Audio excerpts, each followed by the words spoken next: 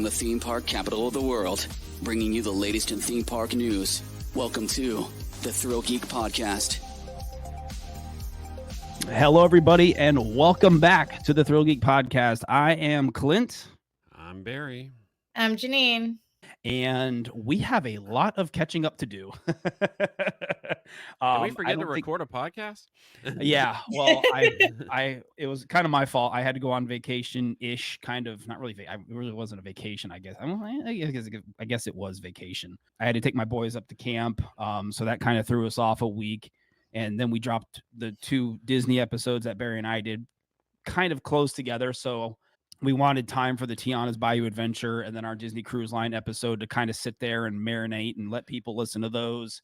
And then I went on my trip, so that pushed it back another week. So here we are. And this episode is going to be strictly Universal. So we have a lot to talk about. We're going to be talking HHN, most of the summer stuff, all the new summer stuff going on at Universal. And then we're going to wrap it up at the end with our Dark Universe discussion, because we have not gotten to that yet, even though it was announced, like how many weeks ago? So I don't think we should waste any time. I think we should get right on into it. Slideshow up here for all of you watching the YouTube version. If you are watching the YouTube version, thank you. We appreciate you guys. Make sure you're subscribed, all that jazz. So yeah, we're going to start off first with some of the summer stuff going on at Universal. First things first is Hogwarts Always, the new nighttime show over there at Islands of Adventure in Hogsmeade. Janine has not seen it yet, so I have not. It's it's a Hogwarts projection show about your year at Hogwarts. It starts from start to finish. Barry, what did you think about Hogwarts Always compared to some of the other? I mean, we've had there's the Christmas one, there's the Christmas house one, and then there's the gosh, I'm the drawing a Death blank Eater on the one. Death Eater. Yeah, the spooky one, I call it. Spooky one. I mean, the biggest thing is they've upgraded the projectors to 4K. So this is a 4K projected show. They've added more firework launches. They've added more computerized lights. I like it. I think it's way better than the previous regular house show. Yeah. Like I said, it takes you through a year at Hogwarts. The design of it is really great. The great thing is, like, every time you watch it, a different house wins at the end of the year. So you have one of 4 endings you get to this show. When we were there for the media preview, I think Ravenclaw won the first time. Yeah. And then I think Slytherin won the second time. I really like the show. In design, it's right up there with the Christmas show, which I feel like was everybody's favorite Hogwarts Castle show. Yeah, the Christmas one has always been my favorite. This one it's just very traditional Potter. I mean, you get King's Cross. There's a sorting hat segment. My favorite segment was probably either the Forbidden Forest. There's a Forbidden Forest section, which is really cool. And then I think projection wise, there's a part based on Marauder's map. Yeah, and it looks really cool with the new projections and everything. But yeah, no, I think you nailed it, Barry, in saying, this is probably one of the better traditional. The Christmas one has always been my favorite projection show at Hogwarts. It's just, the Christmas Potter music and everything has always been great. And I feel like the new 4K projectors, I mean, it makes a huge difference. Like everything looks crisper and clearer, and you can actually crisper and clearer. And yeah, and they do a lot of new projection mapping in this show that is really impressive. But yeah, make sure you guys check it out. It does happen nightly over there in Hogsmeade at Islands of Adventure. So moving on, we're going to try and keep a quick pace here. So hopefully you guys listening can keep up with us, because we have a lot to get to. We can kind of slow down a little bit when we get to our Dark Universe stuff. So this stuff at the beginning. Next up, CineSational. We have not talked about this show yet. And I feel ashamed that we have not talked about this show yet, because it deserves all of the praise possible. Janine, since you really didn't have much to say about, you didn't see the Hogwarts Always show, I'll let you kind of take it off here with CineSational. What did you think about it? What were some of your favorite parts? So yeah, I was told by multiple people I would cry. I did. It just felt like the culmination of all the classic and some of the modern Universal just brought into one. I was blown away by how well the projections worked, the water worked, the drones. Like, The drones were out of this world. Favorite parts, E.T. E.T. is always a favorite. The Mummy, Ghostbusters, Jaws. Those are probably my absolute favorites from it. But just seeing the reactions of everybody also, and that's something that I'm looking forward to going and not only seeing it again as it continues to get better and better, but going and seeing people's reactions to the show. They knocked it out of the park. Like the score was incredible. It flowed well. It was the right amount of time, I think, for a show. And it's just great to see something happening again, like having a Lagoon show. I know we all were huge fans of Ghoulish. And so I think it's something that the park really needed. It really, really needed it. And it lived up to and probably exceeded most of my expectations. And I know from other people who have gone, who are also not huge theme park junkies like we are. They're just like, this one of the coolest things I have ever seen. So well done, Universal.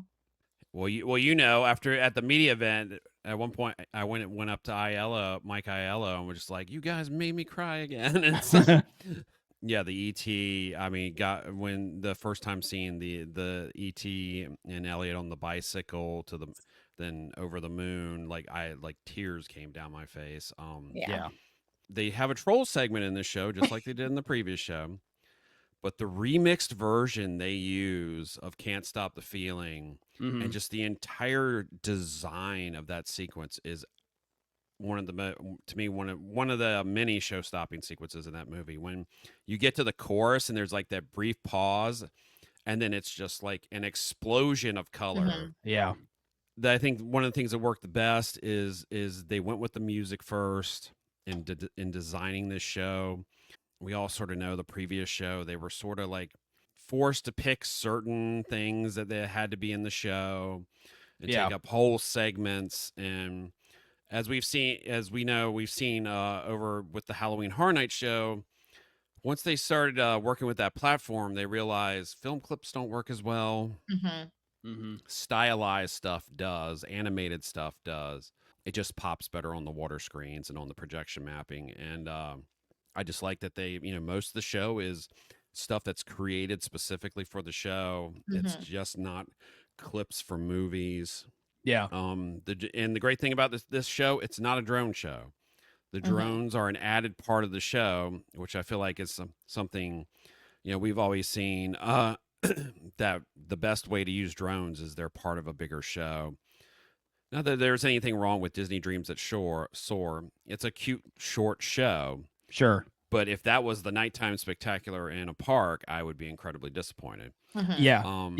With drones. That's kind of the feeling. I think Universal nailed it. Sorry, I didn't want to interrupt you, Barry. Yeah. I'll let you get back here in a second. But I wanted to kind of go off what you were saying about the drones. The drone only shows are great at like you said, the Disney one that's like what 6-7 minutes long.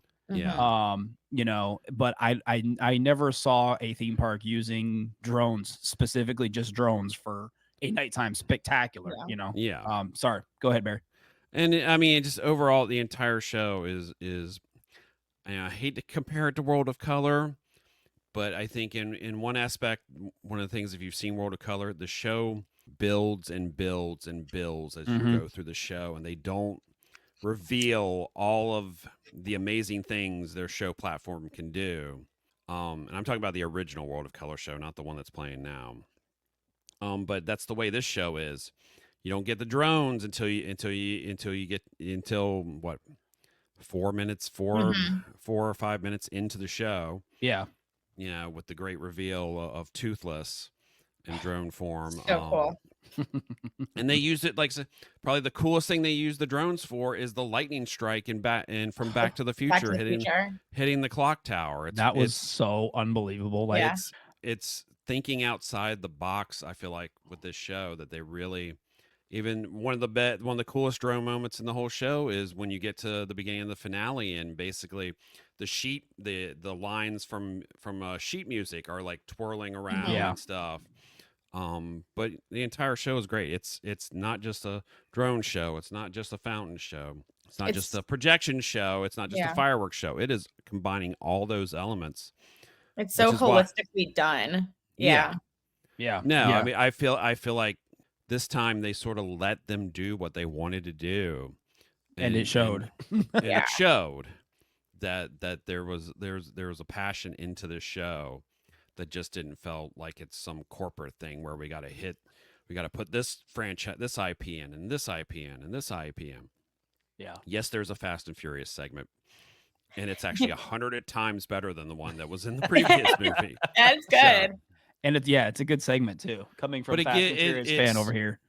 but the great thing we've seen with the show, the parade, and really, I feel like the last couple of years is Universal finally letting Universal Creative, Universal Entertainment, the parks, Universal Entertainment, lean into the nostalgia, Mm-hmm. Yeah. lean into the things that Universal has. You know, they don't have all the animated classics like Disney does, Mhm. Yeah. but they do have DreamWorks stuff now, and of course they have Illuminations. They also have Back to the Future. They have E.T. You know, they have some Yeah. of the most famous, and they've obviously made a deal with Sony, some sort of long-term deal with Sony now with Ghostbusters. Yeah. Having Ghostbusters back in the Universal parks, Which So is it's just like- phenomenal. yeah. I mean, Ghostbusters is in the show. It's not a Universal film. It's just great to see and that was the other thing too, is this show is not just, it has some tie-ins to the park, which the other show really didn't. Yeah. So I just think overall, everyone, I think it's now one of the best shows in Orlando. It's one of the best theme park nighttime shows I've ever seen. Yeah. And I agree. we made as you remember when we made those posts, it's like some people were just like, oh, it's not as good as Happily Ever After. Happily Ever After is a different show. Yeah. Yeah. And I hate to say it, as much as I love Happily Ever After is starting to look long in the tooth now Yeah. Mhm. and dated. This is what we've wanted for years, is the Universal to knock out a nighttime show. I think it's been the one thing the studios has always had a problem with, is keeping people in the park until the end of the night. Yeah. Because a lot of times they would just go over, people would leave studios, go over to, if they have park hoppers, go over at Islands and, try to ride Velocicoaster, Mhm. try to ride stuff, and studios would be dead at night. And they tried it with the first show. It did okay. But, I mean, you could tell towards the end, it wasn't filling up the way it used to. Yeah. Hopefully this show will continue to be popular. And it's the first time we get Nintendo in the parks. So. Yeah. Yeah. We got Yeah. Peaches, which was All right, I went on. unbelievable. I So love this show. fun. As everyone can hear, it's like, I love this show. Janine loves the show. And I know Clint loves the show. So Yeah, yeah. No, I mean, you guys pretty much, I'm not going to spend too much time because you guys pretty much nailed it for me. Is Barry's analogy of World of Color. I told that to Mike Aiello yeah. because we watched CineSational and then they bust us over to IOA for Hogwarts Always. And after that, we kind of chit chatted for a quick minute with Mike. Yeah. And I told him that this is, I hate to use it, like Barry said, I hate to use a Disney analogy, but I was like, this is your guys' World of Color. Mhm. And Oh, yeah. he took it to heart and he was like, that means a lot. And I was like, no, I was like, I really mean it. This show was phenomenal. So Yeah. if you are at Universal Orlando this summer, make sure you see CineSational. If you see any nighttime, if you have to choose between this and Hogwarts Always, pick CineSational. Yeah. It is phenomenal. You will not be disappointed. And you have definitely, as not as busy as the parks have been this summer, you've had to get there, if you want a good spot, Early. minimum Yeah. 30 minutes before the show starts. Yeah. So, all right. Moving on. We're not going to spend too much time on the Universal Mega Movie Parade. I know this is part of Universal Orlando's new summer editions, along with CineStation, along with Hogwarts Always, because it is in technical rehearsals and they are working out a lot of the kinks still. So I kind of want to reserve full judgment, our full thoughts on it, and once this parade is fully operational, because as we've seen, it's run days with not all the floats, not all the audio working. So I do kind of want to. The parade looks great. The floats that they have out right now look absolutely fantastic. Yeah. You know, but we're not going to spend too much time talking about it in the state that it is right now, because it wouldn't be fair for, it wouldn't be fair for us. It wouldn't be fair to Universal. But I wanted to quick mention it that, we will revisit it on a later recording of the podcast, just not right now. Barry hasn't seen it yet. As you know, Universal is normally really tricky about picking opening days, and they thought they would have this thing ready by July 3rd, but clearly it is not. This is one of the most technically, trying to word I'm gonna say. It is one of the most technically ambitious parades anyone's ever done. Yeah. I mean, this is like, and this thing's the size of like a Tokyo Disney parade. Yeah. This is big for Universal Orlando. This is big for Universal Orlando, and once it is fully debuted, it is the biggest parade in all of Orlando. One of the biggest parades in any theme park. Yeah. Just look at the scale of the floats and the details and everything of what we've been able to see so far. Like, it is wild. Well, what was wild about the ET float is the first time I saw like the pictures video, I didn't realize that was performers on the bikes. Yeah. I mean, any other float you would have thought it would just be like, mannequins or something. And no, it's performer. Yeah. It's just wild. Just some of the.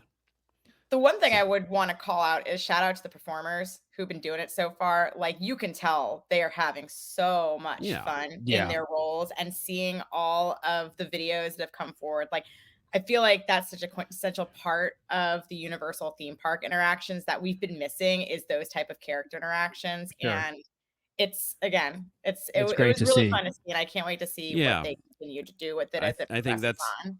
That's definitely one of the things that stood out so far, is the fact you have these amazing, impressive floats. But then you have performers on the ground, in character performers, like, the mayor from Jaws, Chief Brody, some of the Ghostbusters, they're interacting with the crowd as they go through the parade. Yeah, I can't wait to see this thing once it's ready in its full form. Also, So it's getting there. Yeah, no, what we see right now is really great. It is in technical rehearsals, like I said. So we will definitely be revisiting the Universal Mega Movie Parade when it's out of technical rehearsals and it's rocking and rolling at 110%. And we'll chat about it some more and kind of break it down a little bit better. So I will say one last thing. I'm very happy they're doing this thing at 6:00. Agree. I was there last night photographing it and filming it. It's not great for photography and videography at 6:00 because the sun is cutting down. So it was still miserable at 6:00. I have the sunburn on my nose. You can't see it in the video, but I think it's part of their strategy. They want people to stay later in the studios. Yeah. And it will go up to 2:00 when HHN kicks off. So So anyways, speaking of HHN, good segue here. I don't have a slide. I don't have a slide for this for the video version. But we are going to briefly get caught up on HHN news. We have 2 more IP houses announced. We have. I think we'll talk about A Quiet Place first. And A Quiet Place is coming to Halloween Horror Nights. And it'll be based, if I remember correctly, on the first 2 movies. Yep. I went and saw Day 1 at the movie theater. It was pretty good. Joseph Quinn was good, and what's her name? Day 1. I forget her name. Try to say her name. Yeah, that's the the problem. Jordan Peele movies too. I know I'm going to be weird about it. I actually enjoyed Day 1 more than I enjoyed the other 2 movies. But it's got a little more heart to it. I mean, we're not going to get into a movie review here, but I liked it. But the other 2 movies were one and done for me. So I've watched the first one several times. The second one really didn't do too much for me with just her and the kids, the second one didn't do it too much for me. But I can rewatch the first A Quiet Place. Yep. I really like that one. So, Janine, what do you think about A Quiet Place? Are you a fan of the movies? Are you excited about it? Yeah, I'm a fan of the movies. To the degree that I've actually purchased them. I've seen them quite a few times. I love the character design, like the design of the actual creatures, the monsters. Like I've said to multiple people, like they give me a little bit of Stranger Things, Demogorgon vibes. So I'm fully vibing with it. But I think it'll be really interesting to see how they pull it off. And I know that they've mentioned that they're going to have people signing within the house and actually using American Sign Language. And I think there's so many different pieces for opportunity with it of how they can really use and manipulate the quiet and the darkness and everything from it. There's definitely parts of the first one that were difficult for me to watch. So I'm curious what they're going to do scene wise with it. Is the bridge going to be in the house? Yeah. So I'm just a little anxious about that, but I think the more that I've thought about it, it's going to be really interesting to see what they do. I have heard people make comparisons of it's going to be like creatures from Stranger Things, but the feelings of The Last of Us, which for those who aren't really big horror fans, it really is a good way to kind of combine like the post-apocalyptic along with these like really weird but really cool looking creatures. So I'm excited for it. The fact that it's been rumored that it's in a sound stage and it's going to be really big and grandiose, I think will be really neat. So it's definitely gone further up on the hype list than it was previously. I think mostly because of doing those couple of rewatches and just being like, oh, I love the design of the monsters. Yeah, like you said, it's very not mind flayer, but Demogorgon vibe. Very Demogorgon. You know, when their face starts to open up and all that stuff. So I'll be very curious if those are, because Universal's been very big on the puppeteer. So I'll be very curious if those are going to be full on costumes or we're going to be seeing more in the way of puppets with the creatures from A Quiet Place. So Barry, I know we kind of talked about the movie. Is there anything you wanted to say about the houses? No, I think the fact that we think it's going to take up a whole sound stage as it should. There's always been some issues in the past with trying to cram 2 movies or 2 seasons of a show into a house. Stranger Things. Sorry, got a cough. But call it out. But if it does end up doing an entire sound stage, I think that. It hopefully should be the longest house of the year. I would think. Yeah. But no, I think, like I said, it's going to be interesting to see how they pull this off. Yeah. Because you're talking about films that are based on silence, and of course, there's going to be a ton of people screaming in the house. Yeah. It's like when you go to an HHN like 100 scare actors coming out of everywhere. Like just the trigger if somebody screams, like 100 aliens really coming neat. out of everywhere every time someone screams. So the house is going to be everybody just jumping out, going. No, I have a feeling it will, for something like this, they're going to probably, I would think, concentrate on certain set pieces from the 2 films and stick with that. Yeah, it said here in the description, you'll be traveling through the farmhouse that serves as the Abbott's family shelter, and stepping into the root cellar where Evelyn Abbott escapes to give birth. Yeah. Do you think they're gonna have her in there giving birth with the? That would be really rough. Yeah, I don't know if they'll go that far. Do that. Yeah, I don't know if they'd go that far. And then it says, the snarls of the larger-than-life predators will follow guests at every spine-chilling turn, and guests must remember if they hear you, they will hunt you. So yeah, Quiet Place. And then the other announcement that we got is Ghostbusters Frozen Empire is coming to Halloween Horror Nights. We're getting the Ghostbusters back. Universal's on this Ghostbusters kick. They're in the parade, they're in the nighttime show, and now we're getting given the parade stuff really isn't Frozen Empire. And the house is going to be based on Frozen Empire. So I'm very hopeful that and praying that this. Here's my thing with the original Ghostbusters house that happened a couple of years back. It was very fun. It was a very fun house. It wasn't a fun house. It's a horror comedy. It was the horror comedy house. The kind of slapstick house. And so forth and so on. I think with Frozen Empire, I think they have the potential to do something a little more scary, a little more terrifying. So I'm hoping that's where they go with Frozen Empire is they kind of flip the coin, and instead of making it the comedy horror house, they do something a little more serious, a little more because some of the creatures in Frozen Empire were pretty terrifying. So Janine, what do you think about Frozen Empire? I mean, I think we have the exact same thoughts. Love the house in 29. It was great. It was really funny, and it was awesome to see all the scenes really come to life. Frozen Empire has a lot of moments in it that I would say are inherently a bit scarier than the original movie. And I think some of the creature design is a little bit scarier too. I mean, we've obviously got some of the same ones that we've seen before. But I just think that it would be a really cool opportunity for them to twist it of like start the house off fun, start off like the slapstick and then just progress into the more frightening portions of it. Because I think there's an opportunity for a couple of houses this year to be scary but funny, like the Triplets of Terror and Slaughter Cinema. So it's like, let's make this one a little bit different than what we saw in prior years. But I think either way, it's just awesome that the Ghostbusters are so deeply back at Universal. And I was talking to my dad about it at one point, that when I was little and we went to Universal, I was petrified of the Ghostbusters. The Stay Puft Marshmallow gave me nightmares. Now my kiddos got 2 stuffed animals and we've got shirts, and it's one of my favorite franchises at this point. And so I'm excited to be obnoxious going through the music. So I'm stoked either way, but I agree, Clint. I would love to see them go the scarier route just based on some of the creature design. Yeah, I do too. Barry? Frozen Empire? Yeah, I think out of the 4 main Ghostbusters films, this one lends itself more to a house than any of them. So hopefully this house will be very cold. There'll be some huge AC vents hitting you at certain spots. I think the biggest thing with Frozen Empire is it was probably the most actiony, like big scale action. Yeah.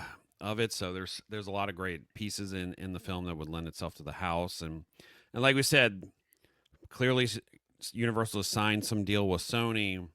What does that mean in the future? Will we get a Ghostbusters 2 house? Will we get a Ghostbusters Afterlife house? It's like, who knows? I mean, is this going to be like a long time thing? Maybe every other year. Give me a Ghostbusters ride. Sorry. Yeah.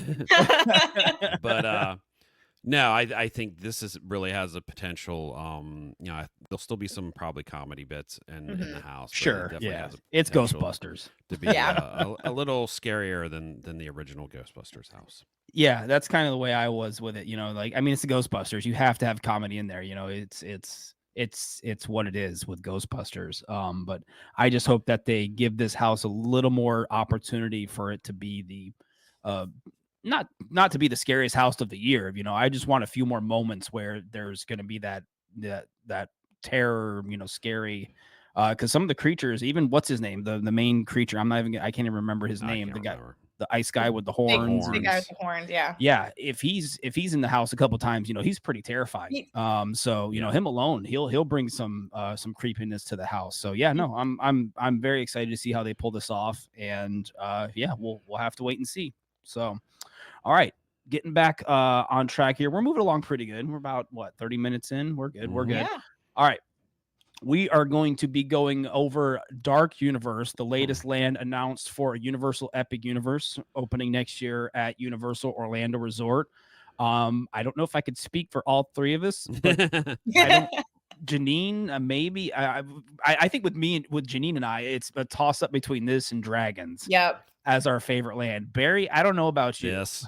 This one, Dark Universe. Yeah. I mean, look at what Barry and I are wearing today. For those who aren't viewing, we're both wearing monster shirts. Yeah. So. No, we finally got the details of Dark Universe coming to Universal Epic Universe, and we're gonna kind of go over. We're gonna quickly kind of skip through the food and stuff because there's really not much to talk about. If we want to, we can. I'm gonna go ahead and get going here. First, obviously, the area that you're going to be. I was very curious as to how they're going to bring, because obviously Dark Universe was going to be all of the Universal monsters together. For those of you that have watched the video on YouTube that Universal Creative posted, if you haven't watched it, go watch it. There's some really cool information bits in there for you to get a closer understanding of Dark Universe. But they basically say in the video that the town of Darkmoor is basically the result of all of the Universal monsters coming together in one area. They basically said like, okay, all the Universal monster movies happened, and this is the result of that. From what I remember, the Darkmoor village looks really cool from all the concept artwork that we got. They're going to have musical players playing violins. We've seen some of the aerial photos from BioReconstruct on Twitter of like graveyards. Ridiculous. This photo op of the The coffin looks really fantastic. I hope that hasn't gotten cut and it'll be part of it. Yeah. Any thoughts on Darkmoor Village before we move on here, guys? Because we can keep on trucking. Yeah. No, I I mean, think it. really I cool. think yeah. Yeah.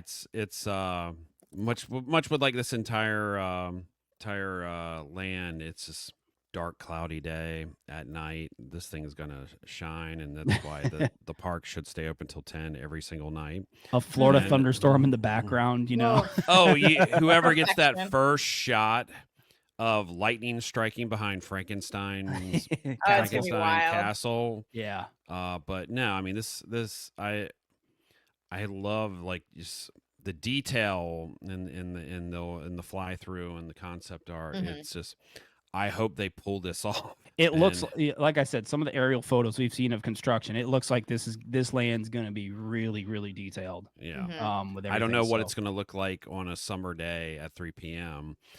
in the Baking bright hot, yeah. baking Yeah. hot sunshine. But Yeah. So, all right, let's move on to some of the dining options you're going to have in Dark Universe. First up was Das Steakhouse. And I'm going to kind of read the description of some of these things. It says Darkmoor's most ominous restaurant. This establishment is a dining hall run by vampire familiars who size up unsuspecting patrons to be part of the vampire's feast.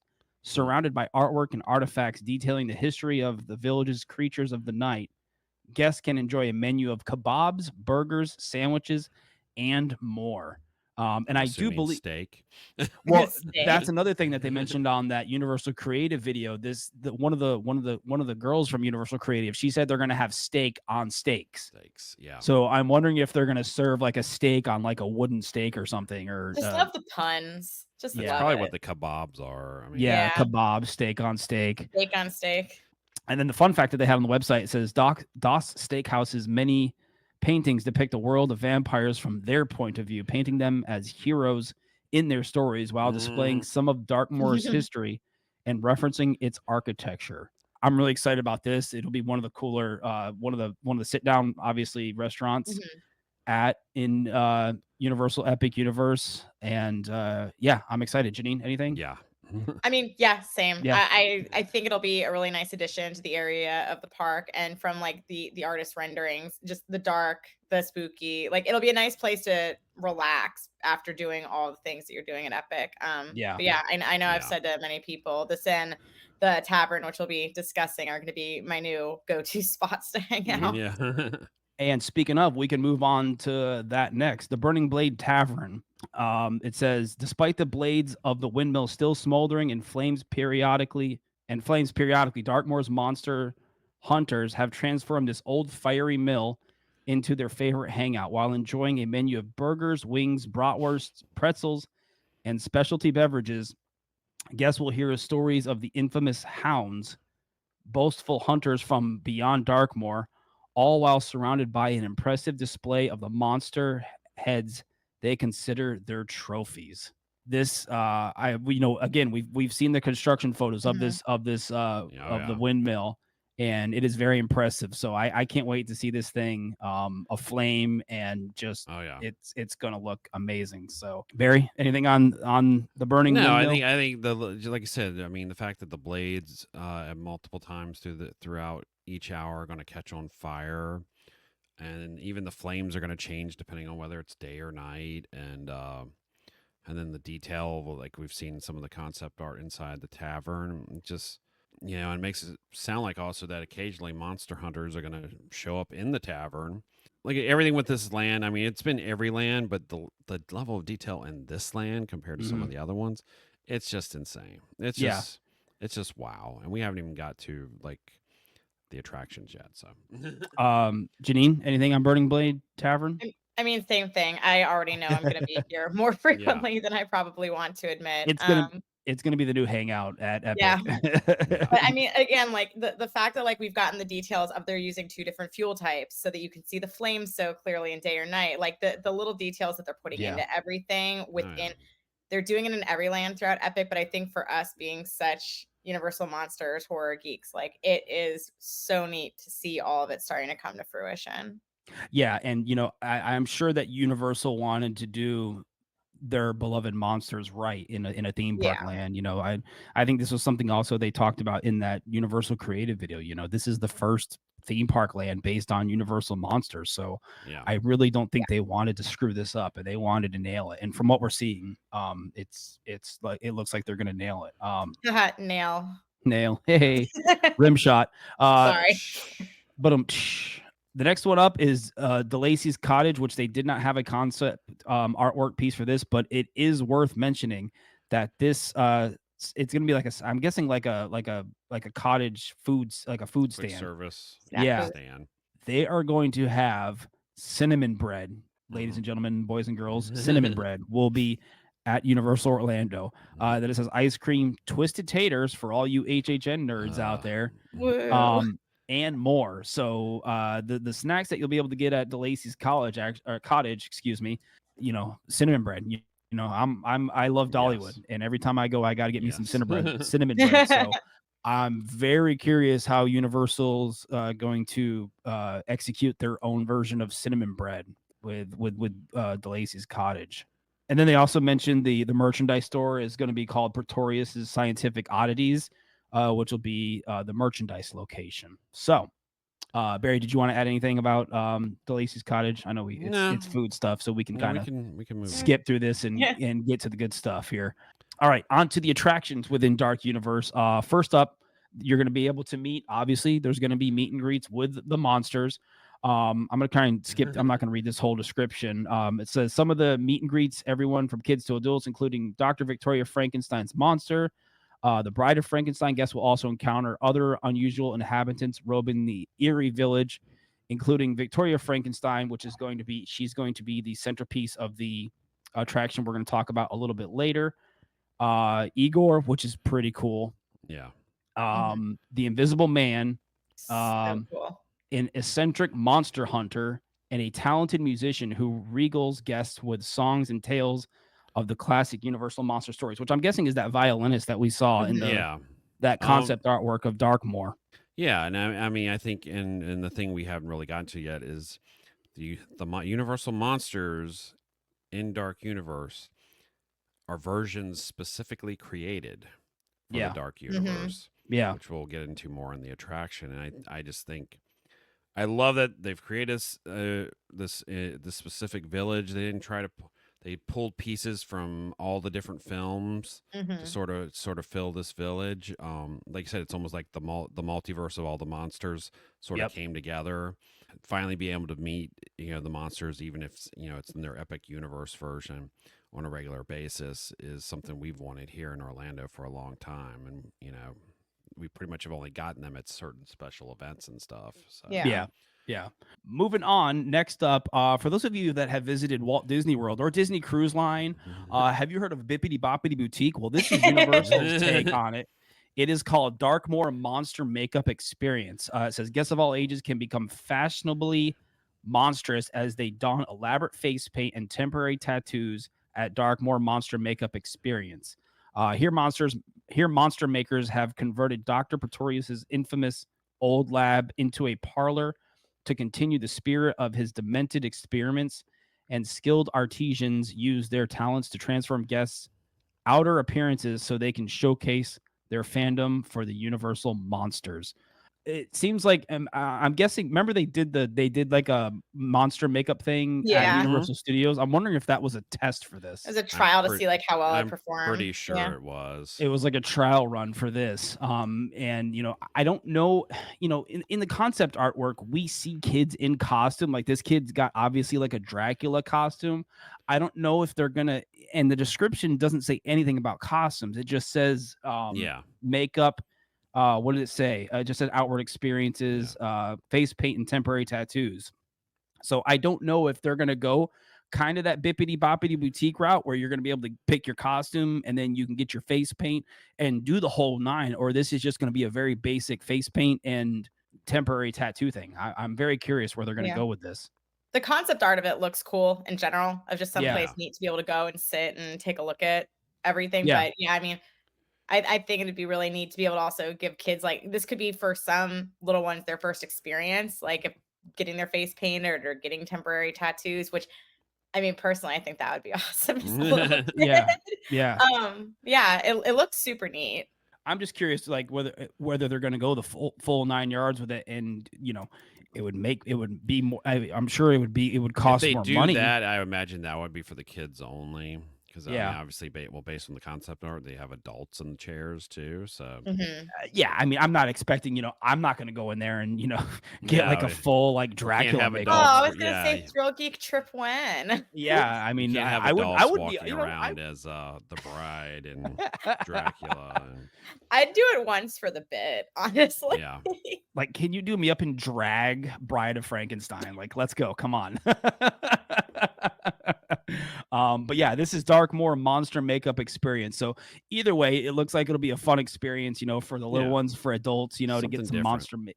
monster makeup and tattoos, and enjoy your visit to Darkmoor. So moving on, and I think we're getting into the good stuff now. We are moving Yes. on to the Curse of Werewolf roller coaster.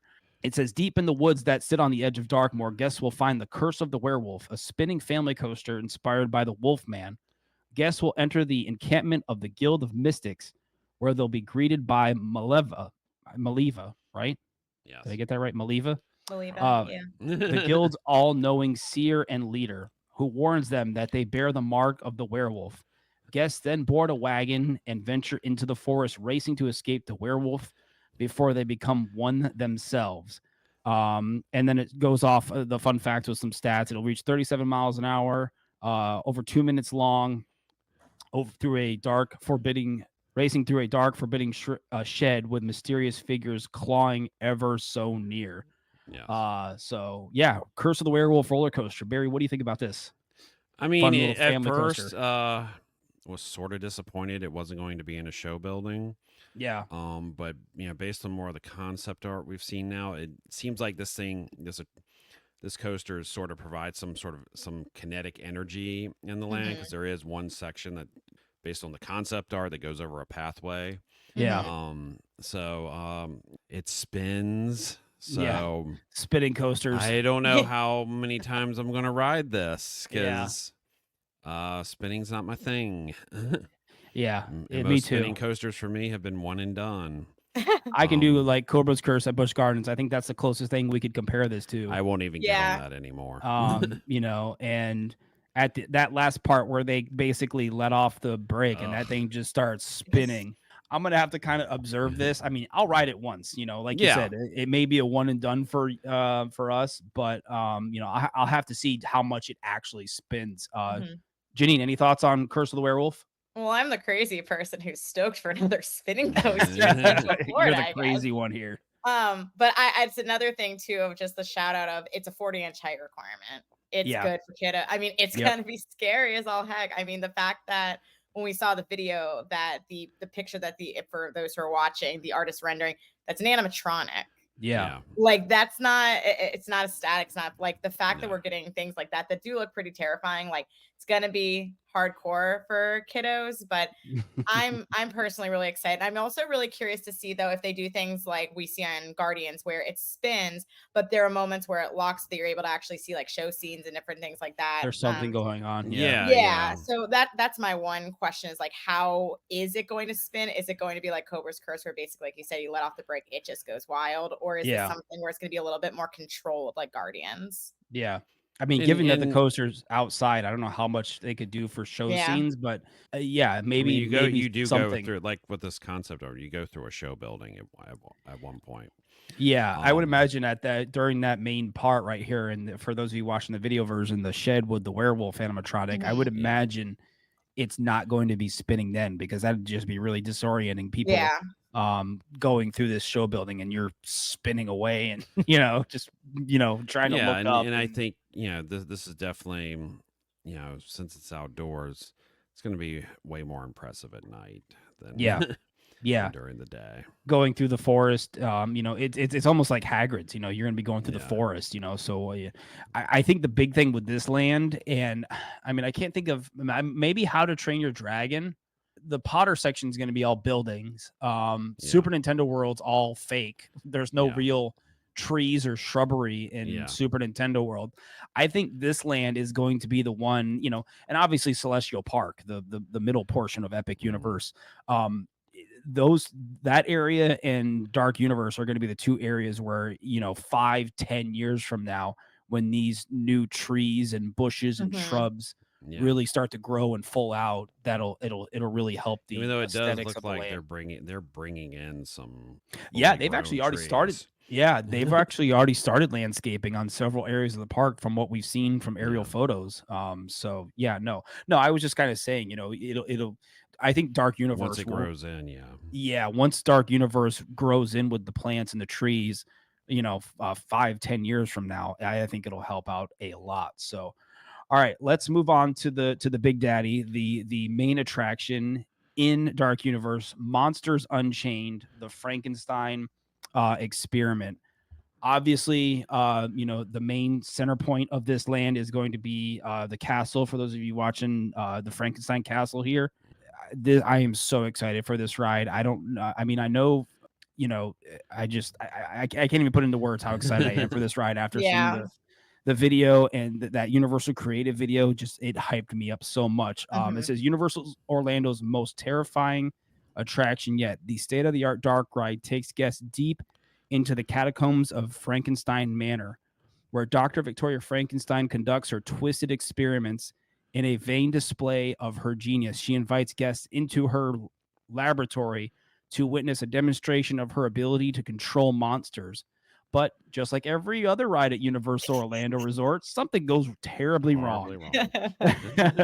It says in a vain display of her genius, she invites her guests in a demonstration of her control monsters, but her plans go awry when her attempts to control the most dangerous of the monsters, Dracula, fail, unleashing a horde of enraged monsters. Guests are then thrust into an intense ride through the darkness as they try to evade the grasps of the Wolfman, the Mummy, the creature from the Black Lagoon, the brides of Dracula, and others. Just that lineup right there. Just those.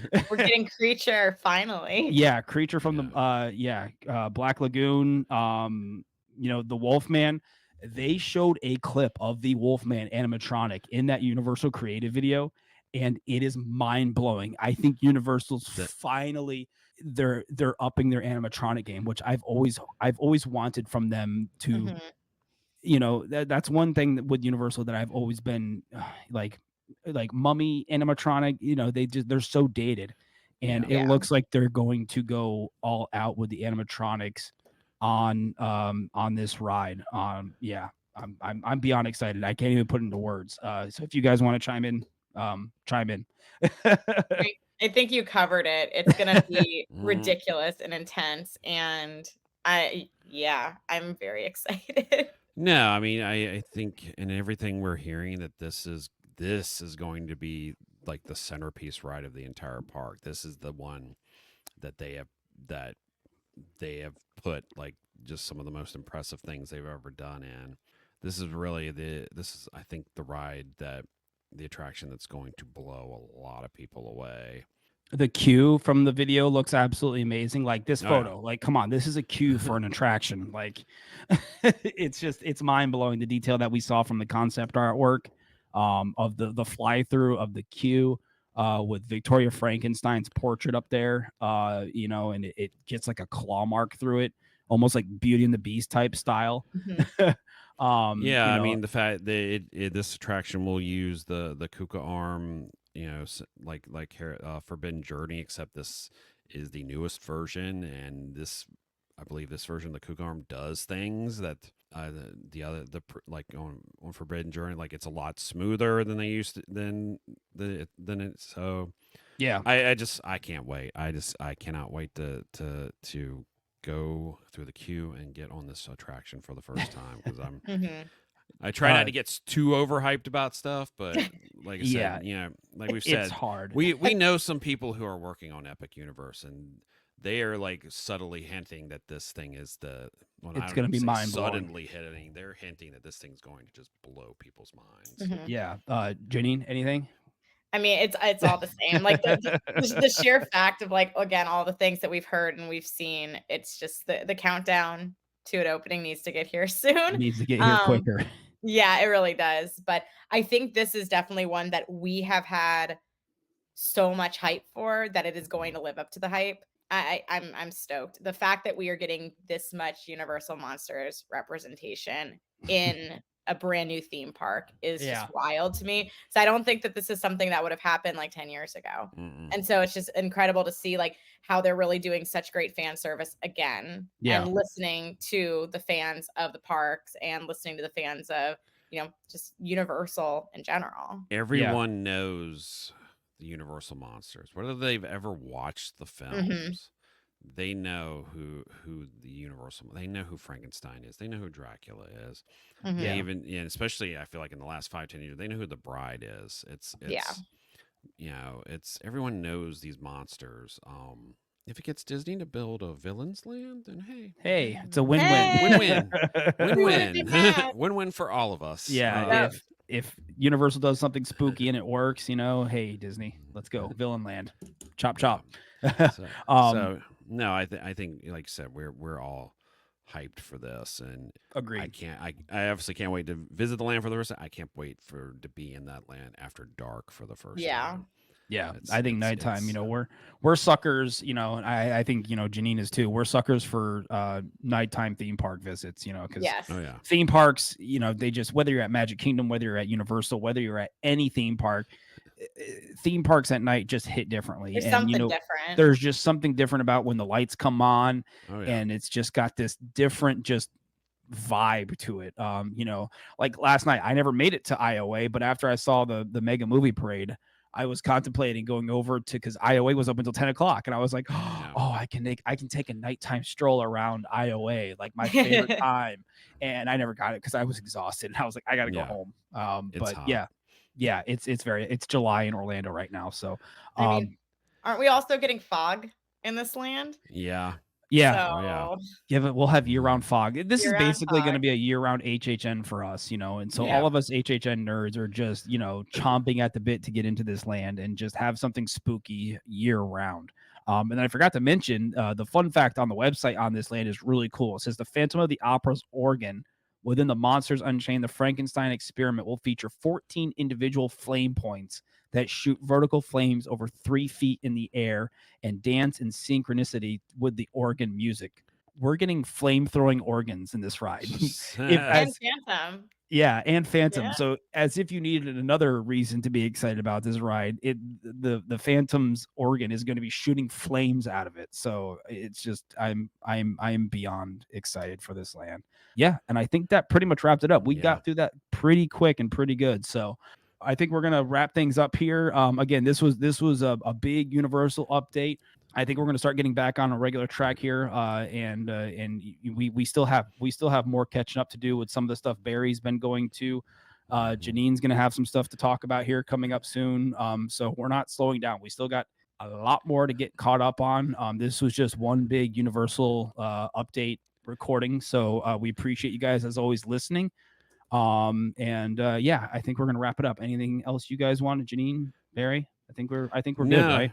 Enjoy all this Universal news. Next time it's gonna be a lot of Disney. A lot of random. Yeah, we're kind of flip flopping, and I don't mind doing this. It's the summertime right now, so things may get a little bit, as we get towards the fall. I mean, obviously Halloween Horror Nights is a busy time for us on the podcast.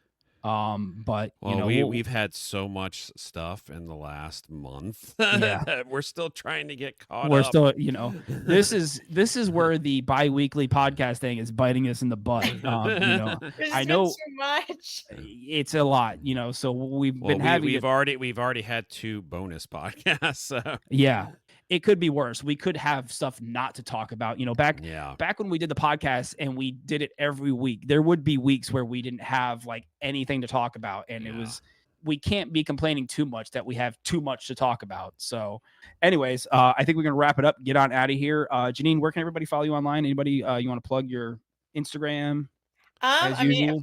my ex is at Janine Brandt _, but I'm actually going to be changing mine pretty soon to be more Ooh. cohesive channel by channel. So stay Oh, tuned. exciting.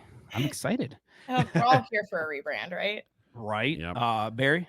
At Culture and Thrills on Twitter, Instagram, Threads, TikTok, Blue Sky, YouTube. I haven't posted on the ThrillGeek Blue Sky in like months. Yeah, everywhere there. Yep. I'm out there. Somewhere out there. Somewhere. No. Don't start. And then as far as me, you can follow me on Twitter, X, whatever you want to call it, Instagram at IamCG83. And yeah, just Twitter and Instagram. I mean, I occasionally post on my Instagram. I'm mostly active on Twitter, X, and all that jazz. And we are at ThrillGeek on every social media platform. We are. Follow us, ThrillGeek, everywhere. Yeah, youtube.com/ThrillGeek. Please like and subscribe to our YouTube page. We have a bunch of new videos up there, and we've got some more coming. We still haven't even posted all the cruise line stuff. So I know. It's but been we've already got part 1 of our weekend stay at DVC Cabins, the DVC Cabins at Fort Wilderness, which we will talk about next time, and part 2 is coming soon. Make sure you definitely subscribe. What? Yeah. Go ahead. Oh. See, you stopped me. I know. I'm sorry. You interrupted my flow. I know. You're good. You nailed it. You got everything. And ThrillGeek.com for the latest in theme park and pop culture news. There you go. And reviews now too. Yeah, Barry's been knocking out reviews. I've been so proud of him. Give him a pat on the back. Everybody give Barry a pat on the back. It's something I feel like we've talked about. We just needed to start doing. Nope. I agree. And so hopefully you guys have been enjoying those. Barry and I did our cruise line ones and stuff like that, and all trying to break out of our norm and doing some different stuff on it with, as far as like articles on the website. So, anyways, guys, thank you so much for listening. We appreciate you guys as always. I know this one was just an hour. It'll be under an hour after I edit the crap out of it. So we appreciate you guys as always. If you listen to us on Apple Podcasts, why do I always say Apple Cod Pass? That's so weird. Fun. Yeah, I guess I just keep myself on edge. If you listen to us on Apple Podcasts, make sure you leave us a 5-star review. It helps us out greatly. It helps us, be exposed to more listeners and all that stuff, which is why we do this. We want to reach more people. We want more people to listen. And help spread the word. If people are looking for a new theme park podcast, we suggest you recommend the ThrillGeek podcast. So anyways, guys, take care, be safe, and we will see you guys next time. Stay safe. Bye. See you in the parks.